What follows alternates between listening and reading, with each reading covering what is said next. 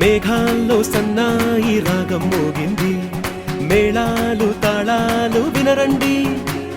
సిరికి శ్రీహరికి కళ్యాణం కానుంది, శ్రీరస్తు శుభమస్తు అనరండి. అచ్చతలు గంటో పెళ్లికి అర్థం చెప్పారంటూ, మెచ్చదగు ముచ్చట ఇది అని సాక్ష్యం చెబుతామంటూ, జనులంతా జై కొట్టేలా జరిపిస్తామండి. అందాల కుందనపు బొమ్మవని జత చే